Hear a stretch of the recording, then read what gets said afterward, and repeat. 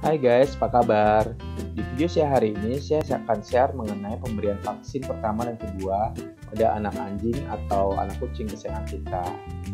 Nah, di video ini saya akan share mengenai jenis-jenis vaksin yang diberikan, proses pemeriksaan pada waktu pemberian vaksin, dan hal-hal apa yang perlu kita perhatikan atau pantangan-pantangan pada waktu sebelum dan sudah pemberian vaksin. Pemberian vaksin ini penting ya, agar hewan kesayangan kita ini terbebas dari penyakit berbahaya dan mematikan. Selain itu, keluarga kita juga terlindungi.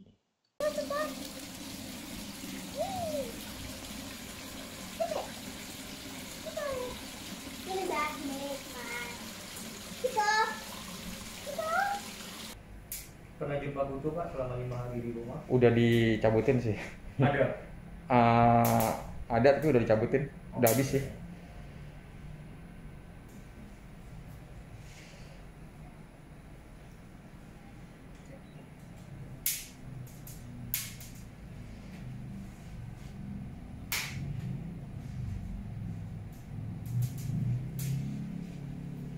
Oke, masih banget. Mandinya kapan nih Pak? Tadi. Tadi, baru mandi. Kalau mandi tiap hari boleh nggak sih? Nggak boleh. Nggak boleh ya, kenapa ya? Dia namanya Ahi, Hmm. punya bulu lebat. Hmm. Ketika di grooming terus menerus, kayak dia bakal stres dan lembab itu bakal terjadi. Nah, ketika lembab ini terjadi, terbentuknya jamur lebih gampang. Oke. Itu alasan yang pertama. Yang kedua, yang namanya kulit itu punya flora normal, baik itu bakteri ataupun jamur di bagian kulit. Ketika ini tidak dikontrol dan selalu dibersihin, jadinya imunitasnya bakal drop. Bakal drop ya. Bakal banyak gangguan kulit nantinya. Yeah. Nah, untuk mandi itu disarankan untuk kalau bapak pengen cepat itu 2 minggu sekali, tetapi paling bagus itu 3 minggu hingga 4 minggu sekali. Oke. Gitu. Istri saya sukanya yang ini harum soalnya. Oh iya. Selanjutnya, iya, 1, 2, 3. Oke.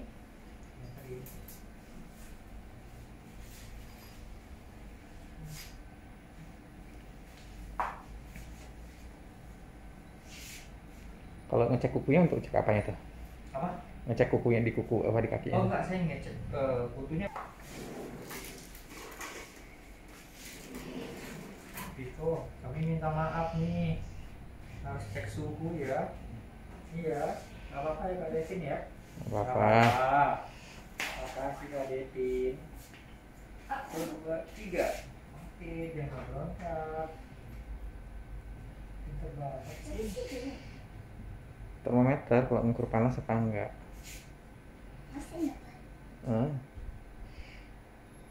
Oke, suhunya di 38,4 ya. Suhunya normal ya? Normal. Nanti setelah vaksin saya harap Bapak menunggu di luar 20 menitan kalau tidak ada gejala baru pulang. Oke. Nanti kita takutnya ini masih kecil banget. Respon pasca vaksin pertama itu beda-beda. Oke. Ada yang alergi, nah ketika alergi itu kita langsung infus nantinya. Oke. Mudah-mudahan tidak ada gejala. Oke. 20 menit setelah itu bisa langsung dibawa pulang. Boleh. Pertama kita injeksikan antihistamin dulu ya Pak ya. Oh, pakai anti alergi dulu ya. Iya, nanti takutnya dia alergi dengan virus dengan vaksin.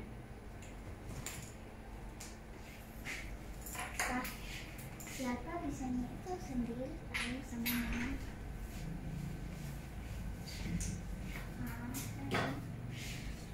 Maaf. Suntiknya di bagian apa ya sih? Di bawah kulit Pak sebutan. Perlu dilepas dulu ya. Iya, diapain? Oke, thank you.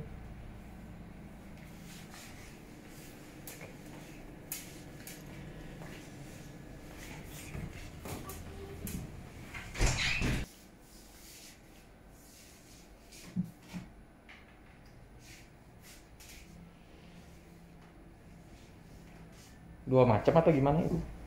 Satu macam Pak. Oke. Bukan satu macam sih. Apa? Satu suntikan. Atau suntikan. Tapi ini sudah ada diluennya dicampur. Oh, emang harus campur dulu ya. Iya.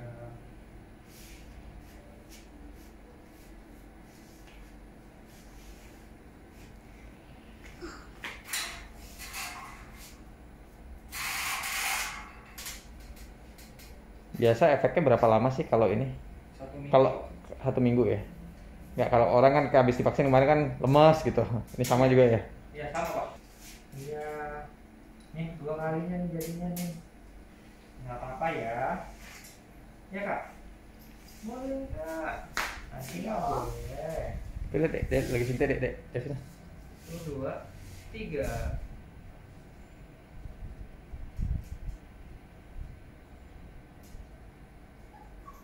Oke, good. Malah nangis. Udah.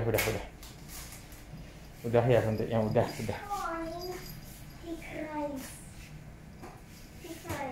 Oke, next your turn. No.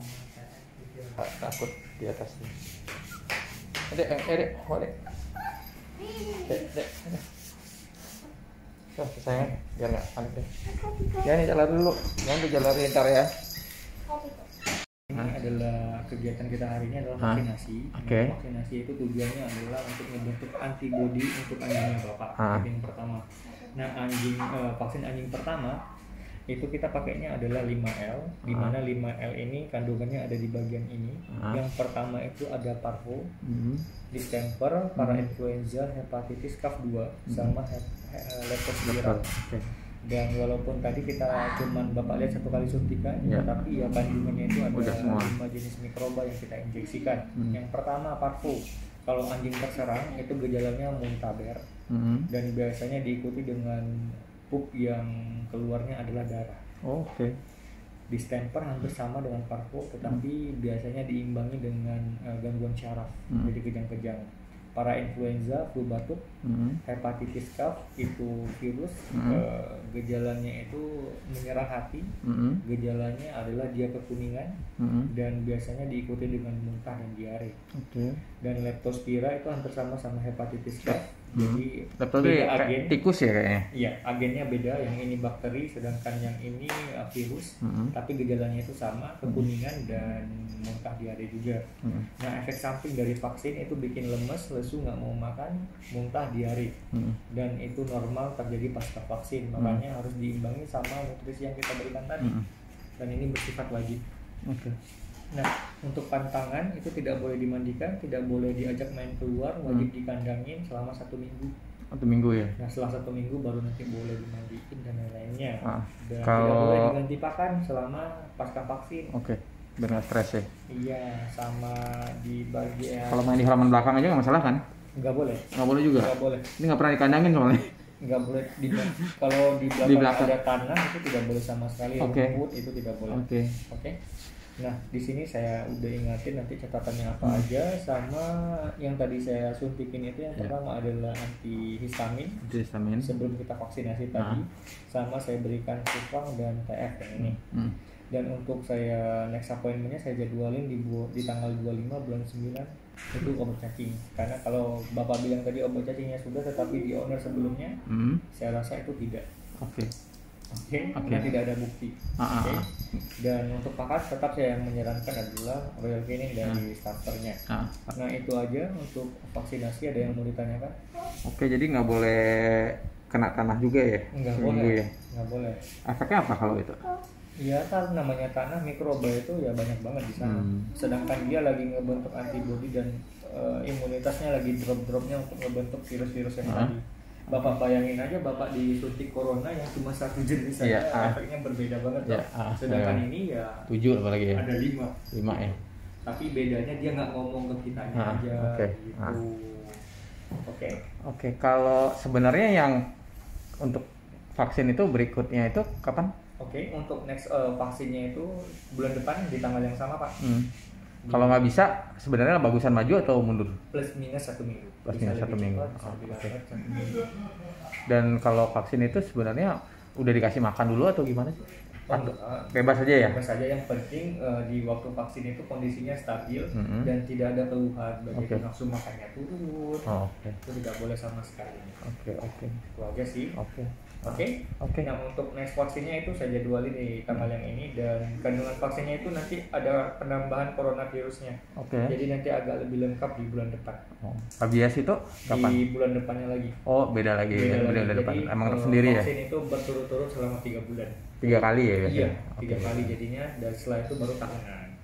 Setelah itu baru? Tahunan. Oh, tahunan. Oke. Tahunan. Kalau tahunan apa sih? Yang Ini kandungannya? nanti yang di ketiga. Nggak tahunan tuh semua jenisnya atau? Iya, semua. langsung Iya, langsung gitu. langsung. Oh, oke. Betul. Nah, itu aja, nanti kalau ada jadwal nanti dibuatin di sini, jadwal booming. Dan ini jadwal pemberian obat cacing sama ini pemberian obat kutu. Oke. Jadi dalam satu buku ini ada banyak medical record untuk hewannya Bapak. Oke. Itu aja, ada yang mau ditanyakan? Udah sih.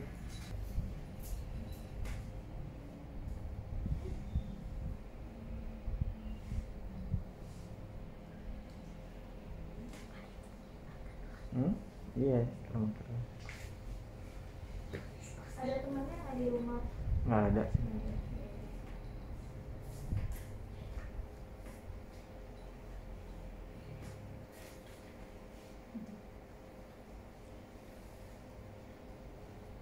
Jadi seperti biasa, kalau misalnya divaksin 2-3 hari ada yang agak demam, mungkin makannya agak turun, ada juga yang nggak ada masalah. Nanti kalau misalnya disarankan setelah divaksin dikasih untuk suplemen peningkat imun, atau kemarin kan dikasih juga kusong ya. Iya.